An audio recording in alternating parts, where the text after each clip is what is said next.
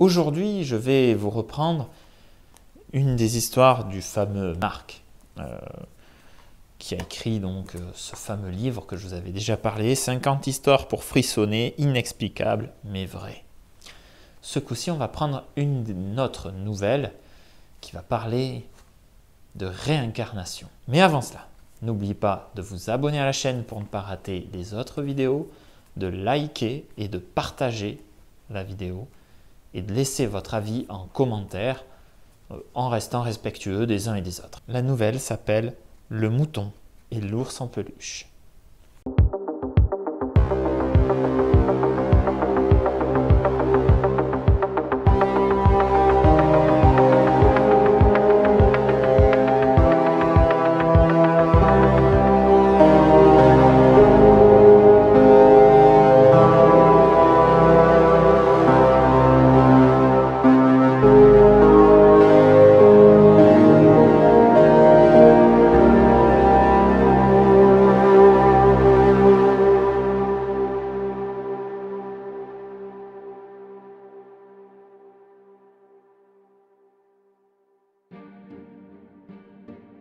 Prénommons-la Else. Un dimanche après-midi printanier de 1965, Else, 7 ans, et ses parents Joris et Hilda van Rothenthal se promènent dans la campagne à une soixantaine de kilomètres d'Amsterdam. La voiture roule lentement dans une petite rue bordée d'arbres quand Else s'exclame « Faut s'arrêter !»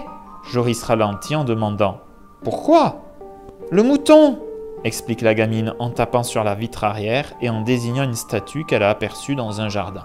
Joris a à peine le temps d'immobiliser son véhicule que la petite Else court vers le mouton en pierre sans se soucier qu'elle pénètre dans une propriété privée. Joris et Hilda la poursuivent, mais déjà, une vieille dame aux cheveux blonds, tenue par un chignon, apparaît sur le perron. Joris et Hilda assistent de loin à une scène plutôt touchante. Leur fille embrasse l'étrangère qui lui sourit. Les parents courent. « Veuillez nous excuser !» Mais ils n'ont pas le loisir d'en dire davantage. « Je m'appelle Clara Hendrik », se présente-t-elle en tendant la main à ses visiteurs impromptus. Curieusement, Else semble se sentir chez elle, et une sorte de connivence s'est installée entre elle et Clara. Pourtant, elles ne se sont jamais rencontrées. C'est indiscutablement la première fois que les Van Rothenthal voient Clara qui vit seule dans sa jolie maison. Madame Hendrik les invite à prendre un rafraîchissement qu'elle accompagne de petits gâteaux. Else a du mal à tenir en place. Elle observe les lieux d'une façon curieuse, comme si elle les reconnaissait. Subitement, tout en se levant, elle demande « Madame, je peux aller jouer au grenier ?» Joris et Hilda sont prêts à la tancer, mais Clara les prend de vitesse. « Bien sûr, ma petite !» Les parents se montrent embarrassés. Une fois encore, il y a dans l'attitude de Clara quelque chose de bizarre. Elle n'a même pas l'air de se soucier de savoir si la gamine connaît le chemin. Joris et Hilda meublent une conversation qu'ils trouvent quelque peu surréaliste. Ils vident leur verre. La dame les remplit. Le plateau aux petits biscuits se dégarnit. Et puis, on entend du bruit dans l'escalier. C'est elle qui réapparaît, triomphante. Un vieil ours en peluche quelque peu démantibulé à la main. « C'est Pim, j'ai trouvé Pim !» Un silence assez lourd accueille l'enthousiasme de la fillette. Puis Clara, troublée, bredouille. Je n'avais pas vu cet ours depuis bien longtemps. Else, de son côté, ne peut dissimuler sa joie. En entrant dans le grenier, je suis allé directement vers le grand coffre en bois blanc. Je l'ai ouvert et je n'ai pas tardé à apercevoir la tête de ce bon vieux Pim. Les parents, eux, ne cachent pas leur incompréhension totale.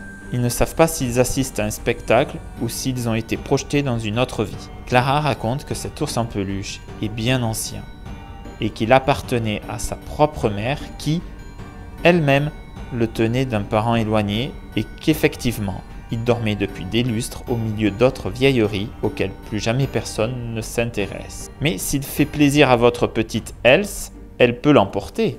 Les parents protestent, en vain, car la gamine a déjà crié « Merci !» et embrassé Clara. L'après-midi touchant à sa fin, les convives se séparent dans une ambiance pour le moins étrange. « Tu reviens quand tu veux !» glisse Clara à Else. Et on promet évidemment de se revoir. Quelques jours s'écoulent avant que la vieille dame ne téléphone à Hilda. Elle est encore sous le choc de sa découverte. « Depuis votre départ, je n'ai cessé de remuer mes souvenirs au propre comme au figuré. Maintenant, je sais. J'ai mis la main sur le visage peint de mon aïeule Anna, qui devait avoir 7 ans ou 8 ans en 1828. Elle a vécu dans cette maison et... Clara a le souffle coupé. Il s'agit du portrait parfait d'Else. Même traits, mêmes cheveux, mêmes yeux, même sourire. Une vraie copie conforme. Clara ne veut pas importuner davantage Hilda, qu'elle a, à l'évidence, considérablement perturbée. Elle risque quand même la question qui la taraude. Croyez-vous en la réincarnation? La jeune maman ne sait pas. Il lui faut du temps, prendre du recul. Elle remercie Clara de bien vouloir la comprendre. Par la suite, ces 4 personnes se sont retrouvées régulièrement dans la villa où tout avait commencé par la vision, bien réelle, d'un mouton en pierre. Ils n'ont jamais tenu à donner davantage de détails sur les liens qui les unissaient. Croyez-vous en la réincarnation? Avez-vous des bribes de souvenirs qui vous reviennent et vous ne savez pas d'où ils viennent?